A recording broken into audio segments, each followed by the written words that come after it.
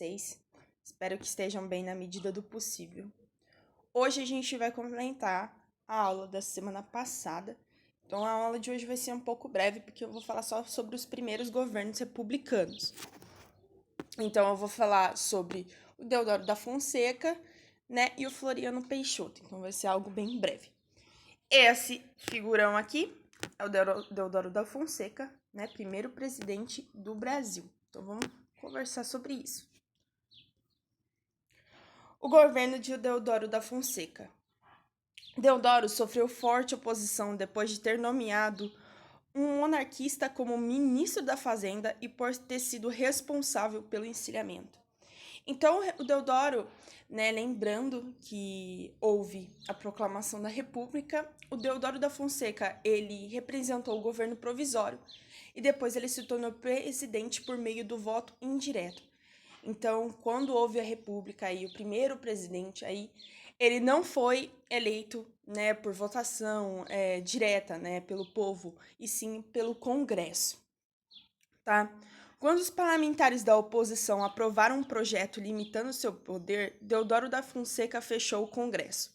Então, uma coisa bem interessante é que os primeiros anos da República foram marcados por um processo ditatorial militar denominado de República da Espada, né, que eu já tinha falado que ela vai durar de 89 até 94.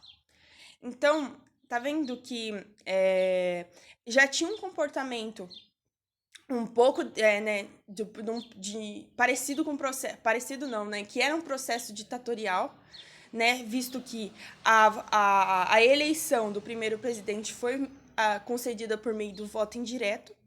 E agora a gente vê, né, que depois que o Deodoro da Fonseca vê que o seu poder se torna limitado, ele fecha o Congresso. Isso é uma atitude bastante autoritária, né? A ameaça contra o seu governo cresceu e a Marinha ameaçou bombardear a cidade do Rio de Janeiro. Isso ficou conhecido como a primeira revolta da Armada em 1891.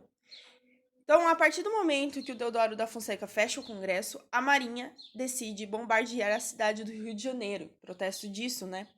E isso fica conhecido como a primeira revolta da Armada, que aconteceu em 1891, tá bom? Aqui. Liderado pelo Almirante Custódio de Melo, ministro da Marinha, a primeira revolta da Armada teve início em 1891, na Baía de Guanabara, no Rio de Janeiro, antiga capital do Império, quando Deodoro propôs estado de sítio e fechamento do Congresso, indo contra a Constituição de 1821. Então, vocês estão vendo, né, deixa eu focar aqui, nem dá para focar, que as atitudes, né, do primeiro governo aí republicano são atitudes autoritárias, né? O Deodoro, ele já decreta estado de sítio, fechamento do Congresso, né? Isso vai contra a Constituição de 1891. A Marinha fica extremamente revoltada, né? E cria a primeira parte para a primeira revolta da Armada. O governo de Floriano Peixoto. Isolado politicamente, Deodoro da Fonseca renunciou em favor de seu vice, né, Floriano Peixoto, afirmando que o fazia para evitar uma guerra civil. Peixoto, então, o Deodoro da Fonseca decretou fechamento do Congresso, houve a revolta da Armada, Deodoro da Fonseca renuncia e quem entra é o seu vice Floriano Peixoto. Peixoto convidou membros do Partido Republicano Paulista para compor o ministério e, ao mesmo tempo, favoreceu a população, reduzindo os aluguéis e tabelando o preço de alguns alimentos. Mas ele também enfrentava muitos inimigos conhecidos como anti-florianistas, né? Aí eu recomendei aqui para vocês um podcast muito bacana, que é da Nexo, né, chamado Politiques, e fala sobre a a relevância de um ministério e a dinâmica de uma escolha. Então, como é importante a gente saber a formação do grupo de ministérios, né, e como que eles são formados, qual é a burocracia por trás disso. Bem interessante, tá, pessoal? Bem interessante mesmo, assim. E é um podcast, acho que de meia hora. E aqui tá a foto do Floriano Peixoto, né? Então vamos descobrir quem são esses inimigos do Floriano Peixoto, né? Do Peixoto, chamado de antiflorianistas. O Manifesto dos 13 Generais, documento assinado por militares logo no início do governo de Floriano. Então, quem são os inimigos de Floriano, né? Qual era a grande justificativa que eles usavam? Eles discutiam, né, sobre a legalidade, né, a legitimidade do governo do Floriano Peixoto, dizendo que era ilegal essa posse dele, que precisava ter uma nova eleição. Então, houve esse manifesto, né, o Manifesto dos 13 Generais, que é um documento assinado pelos militares. Vocês estão vendo que todo esse processo de República da Espada, as revoltas, né, políticas, são geradas aí principalmente pelos militares. O manifesto contestava a legitimidade do governo e condenava as atitudes de Floriano Peixoto, que no dia seguinte à sua publicação manda reformar os signatários e prender algum deles. Então ele é questionado pelo seu poder, né, pelos militares, e ele já, o que? Ele prende, ele fica puto com os militares, né, que ficam questionando a legitimidade dele, e ele manda aí prender alguns deles, né. É uma atitude bem autoritária também. Esse manifesto exigia a renúncia de Floriano Peixoto, só uma questão. E uma questão importante é que o Floriano Peixoto ele é conhecido como o Marechal de Ferro. Não sei se vocês já ouviram falar. Né? Vou até colocar a fotinha aqui dele. Ele é conhecido como Marechal de Ferro justamente por isso, né? Porque ele é uma figura bem autoritária, né? Todas as revoltas contra ele vai reprimir mesmo. E só uma observação também, ele é o que mais, o governo dele é o que mais sofre consequências aí da política do encilhamento, né, que a gente estava falando do Rui Barbosa, da política do Rui Barbosa, que foi ministro da Fazenda. A Revolução Federalista. A Revolução Federalista foi uma guerra civil sangrenta, resultante da disputa pelo poder do Rio Grande do Sul, em 1893.